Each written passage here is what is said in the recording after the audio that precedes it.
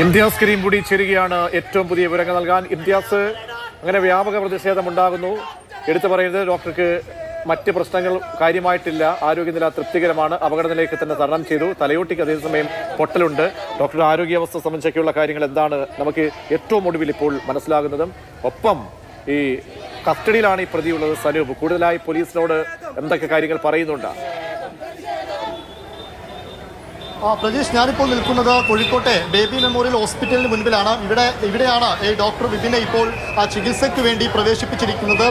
തലയ്ക്ക് 10 സെന്റിമീറ്റർ ആയത്തിൽ മുറിവ്, ഈ വെപ്പൺ ഉപയോഗിച്ച് ആക്രമിച്ചതുകൊണ്ട് തന്നെ 10 സെന്റിമീറ്റർ ആയത്തിൽ മുറിവ് പറ്റിയിട്ടുണ്ട് എന്നാണ് ഇപ്പോൾ പ്രാഥമികമായി നമുക്ക് ഇവിടെ നിന്ന് അറിയാൻ കഴിയുന്ന കാര്യം. ആരോഗ്യനില തൃപ്തികരമാണ് എന്നും പറയുന്നുണ്ട്. അതേസമയം ഈ പ്രതിയെ സനൂപിനെ ഇപ്പോൾ താമരശ്ശേരി പോലീസ് കസ്റ്റഡിയിൽ എടുക്കുകയും ചെയ്തിട്ടുണ്ട്.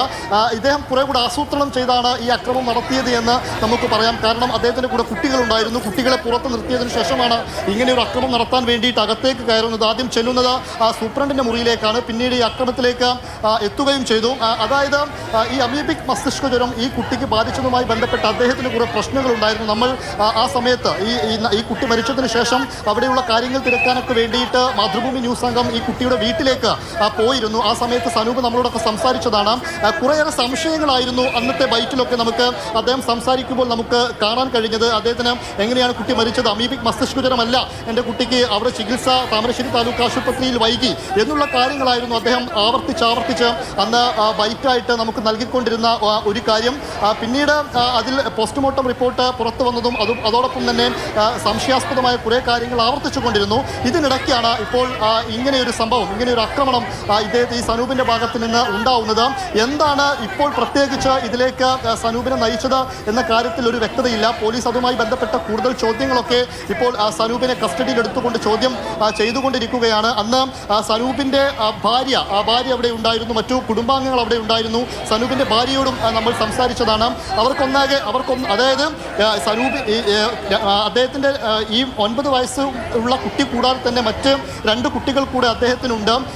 ഈ കുട്ടിയുടെ മരണത്തിന് പിന്നാലെ, ഈ 9 വയസ്സുള്ള കുട്ടിയുടെ മരണത്തിന് പിന്നാലെ മറ്റു 2 കുട്ടികൾ, ഒരു കുട്ടിക്ക്, അതിലൊരു ആൺകുട്ടിക്ക് ചെറിയ രീതിയിൽ ഇങ്ങനെ ലക്ഷണമൊക്കെ കണ്ടു തുടങ്ങിയതോടുകൂടി ആശുപത്രിയിൽ പ്രവേശിപ്പിക്കുകയും അത് കോഴിക്കോട് മെഡിക്കൽ കോളേജിൽ വെച്ച് പ്രാഥമികമായി ചികിത്സ നൽകി പെട്ടെന്ന് തന്നെ കണ്ടെത്താൻ സാധിച്ചതുകൊണ്ട് ആ രോഗം ഭേദമാവുകയും ചെയ്തിരുന്നു. എന്നാൽ ഈ 9 വയസ്സുള്ള കുട്ടിയുടെ കാര്യത്തിൽ അത് കുറെ കൂടി ഐഡന്റിഫൈ ചെയ്യാൻ കുറെ സമയമെടുത്തു. കാരണം നമ്മൾ കാണേണ്ടത് കോഴിക്കോട് ഈ അമീബിക് മസ്തിഷ്ക ജ്വരം ആദ്യമായിട്ട് റിപ്പോർട്ട് ചെയ്യുന്ന, അതായത് കഴിഞ്ഞ 2-3 മാസത്തിനിടയിൽ ആദ്യമായിട്ട് റിപ്പോർട്ട് ചെയ്യപ്പെടുന്ന ആളാണ് ഈ 9 വയസ്സുള്ള കുട്ടി. ആദ്യം 3 മാസം പ്രായമുള്ളൊരു കുഞ്ഞിനായിരുന്നു, രണ്ടാമതാണ് ഈ 9 വയസ്സുള്ള ആളുടെ കാര്യം വരുന്നത്.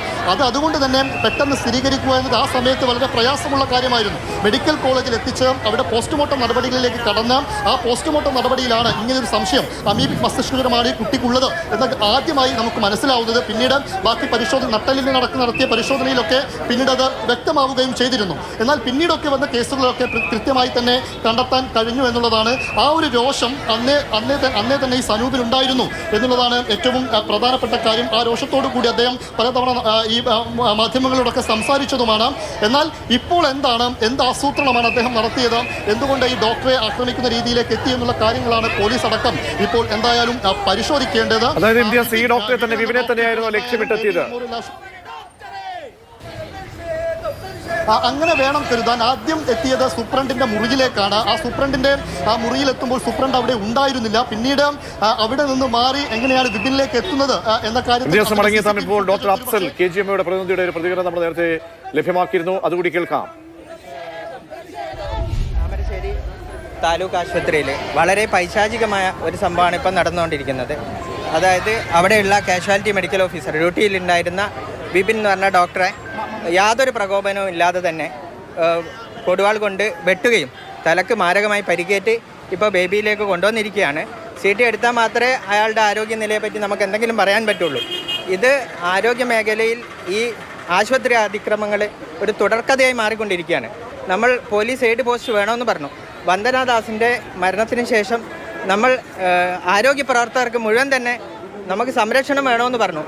പക്ഷേ ഇതെല്ലാം ഇപ്പോഴും നടന്നുകൊണ്ടിരിക്കുകയാണ്. അപ്പം നമുക്കിതിനെതിരെ ശക്തമായി പ്രതിഷേധിച്ചേ പറ്റൂ. ഇതിൻ്റെ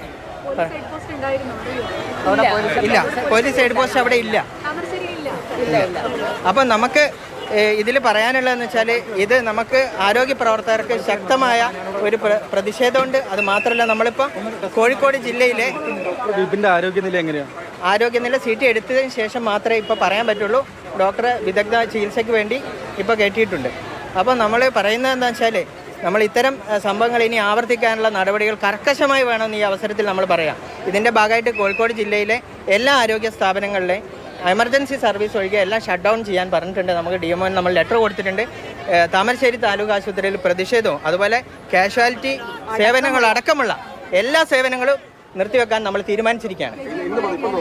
ഇപ്പം മുതൽ KGM അതായത് ഗവൺമെൻറ് ആശുപത്രികൾ, മുഴുവൻ ഗവൺമെൻറ് ആശുപത്രികളിൽ, അത് ജില്ലയിലെ ബാക്കി സ്ഥാപനങ്ങളിൽ. പക്ഷേ താമരശ്ശേരിയിൽ ഒന്നും ഉണ്ടാവില്ല. കാരണം നമുക്ക് ജീവനപകടത്തിലായിട്ട് നമ്മൾ എന്ത് ജോലി ചെയ്യാനാണ്? അപ്പം നമുക്കത് പറ്റില്ല. KGMയുടെ പ്രതികരണമാണ് ശക്തമായി അപലപിക്കുന്നു. ആശുപത്രിയുടെ എല്ലാ പ്രവർത്തനവും നിർത്തിവെക്കാനാണ് ഇപ്പോൾ KGMOയെ ആഹ്വാനം ചെയ്തിരിക്കുന്നത്. ഇപ്പോൾ ആരോഗ്യമന്ത്രിയുടെ പ്രതികരണം കൂടി ലഭ്യമായിട്ടുണ്ട്. റിലീസാണ് വരുന്നത്. താമരശ്ശേരി താലൂക്ക് ആശുപത്രിയിൽ ഡോക്ടർക്കെതിരെ ഉണ്ടായിട്ടുള്ള അക്രമം അത്യന്തം അപലപനീയമെന്ന് ആരോഗ്യമന്ത്രി വീണ ജോർജ് പ്രതികരിക്കുന്നു. ഞെട്ടിപ്പിക്കുന്നത് എന്നും പ്രസ്താവനയിലൂടെ അറിയിക്കുകയാണ്. താമരശ്ശേരി താലൂക്ക് ആശുപത്രിയിൽ ഡോക്ടർക്ക് നേരെയുണ്ടായ അക്രമം അത്യന്തം അപലപനീയമാണെന്ന് ആരോഗ്യമന്ത്രി വീണ ജോർജ്. മനുഷ്യ മനസാക്ഷി ഞെട്ടിപ്പിക്കുന്നതാണ്. ശക്തമായ നിയമ നടപടി സ്വീകരിക്കുമെന്നും ആരോഗ്യവകുപ്പ് മന്ത്രിയുടെ പ്രസ്താവന വരികയാണ്.